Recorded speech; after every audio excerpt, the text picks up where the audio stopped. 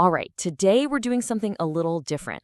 We're going to dive into the meaning of a national holiday, Korea's Gwangbokjeol, but we're going to look at it through the lens of a sermon to get at what's really going on under the surface. So here's the big question that's going to guide us through this whole explainer. How on earth can a 2,000-year-old book, the Bible, shed any real light on the very modern story of a nation's fight for freedom? It sounds like a stretch, but stick with me, because the connection is pretty powerful. Okay, so to even start to unpack that, we have to ground ourselves in the history. We need to understand the event at the very heart of all this, Gwangbokjeol. The name itself is the first clue. So the word Gwangbok, it's beautiful, really. It doesn't just mean liberation or independence. It literally translates to the restoration of light. Now, what does that tell you? It tells you that what came before was a period of absolute darkness. And that darkness lasted for 35 years. Let that number sink in. From 1910 all the way to 1945, Korea was under Japanese colonial rule. It was a time when the nation's culture, its language, its very identity was systematically being snuffed out. And, by the end of that period, in the 1940s, the feeling was just one of complete despair. The sources tell us that it got to a point where even the intellectuals, the people paid to analyze these things, had pretty much given up. They looked at the situation and thought, no, there's no way. Independence is impossible, which is what makes what happened next so stunning. For that small group of people who just refused to let go of hope, August 15th, 1945 wasn't just some political event. It felt like a straight-up miracle. An impossible light switch flipping back on, and all you could feel was this overwhelming sense of praise. So this feeling, this experience of a miraculous rescue, that's the key. This is where the sermon draws this incredible parallel between two epic stories of liberation. And this is where it starts to get really interesting. The sermon basically puts two stories side by side.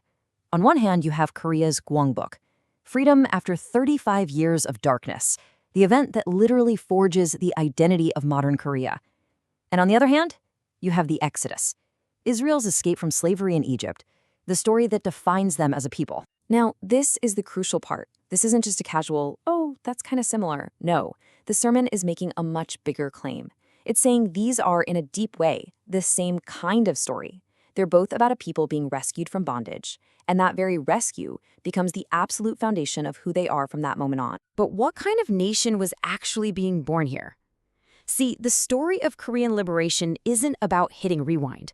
It's about this incredibly rapid, almost dizzying leap forward from an ancient form of government to something totally new.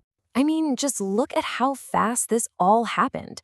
For centuries, you have a kingdom, ruled by a king. Then, very briefly, an empire, ruled by an emperor. And then, bam, the idea of a republic is declared, where the people themselves are in charge. The whole concept of the nation just fundamentally shifts in a few short decades. And that shift is captured in this new term, Mingguk. The Republic of Korea is Daehanmingguk. It means the people's nation. Now, today that might sound normal to us, but back then, it was completely revolutionary. It was saying that power doesn't come from a bloodline or a divine right anymore. It comes from the citizens. They are the nation. And this is so important to grasp. The activists fighting for independence, they weren't trying to bring back an old dynasty. Their vision, which they laid out all the way back in 1919, was for something brand new. A country built not on the authority of one, but on the will of all. But just like in that Exodus story, getting out of Egypt is only step one. The journey that follows, that's a whole other story. And for Korea, liberation wasn't the end of the struggle. Oh no, it was the beginning of a whole new and very painful chapter. That pure joy of August 15th, it was real, but it was also incredibly brief. That restoration of light didn't bring a peaceful, unified morning. Instead, the lights came on and the room was a mess. It was chaos. What followed was just one body blow after another. You had these vicious internal fights over what the country should even look like. Then came the gut-wrenching division of the nation right down the middle at the 38th parallel. And then the absolute catastrophe of the Korean War in 1950. And this right here, this is where that biblical analogy just snaps into sharp focus. This period of chaos and division and war in Korea, it's a mirror image of the 40 years the Israelites spent wandering in the desert. They were free, right? They weren't slaves anymore, but they weren't home. They were caught in between, in this painful, confusing wilderness period. Which brings us to the absolute core insight of this entire sermon. How are we supposed to make sense of a wilderness like that, a period of such intense struggle? Well, the answer, believe it or not, might just come down to how you translate a single word in a 2,000-year-old text. Okay, so in the New Testament, the Apostle Paul is telling the story of Israel.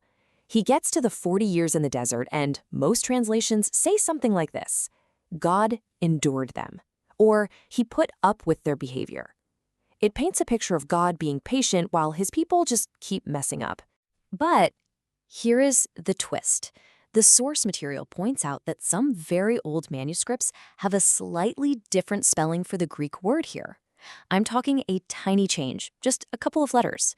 But that tiny change, it flips the meaning on its head. So instead of God putting up with them, this other reading says God was nurturing them. He was caring for them. Do you see the difference? It's huge. One is about patiently enduring failure. The other is about actively training and raising them up, like a parent. And this raises a massive question, not just about the Bible, but about Korea's own history. Was that horrific period after liberation just a series of tragic mistakes that had to be endured, a failure? Or was it, somehow, a painful period of training that was being nurtured for a purpose? Which one is it? And the sermon's answer, its final punchline, is brilliant. It says, you don't have to choose. It was both. It was a time of undeniable, painful human failure, and at the exact same time, it was a period of divine nurturing and training.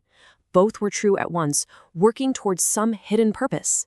So we're left with this really provocative idea to chew on. If it's possible for our most difficult, chaotic moments in history to be both a story of failure to endure and a story of purpose to be nurtured, what does that change?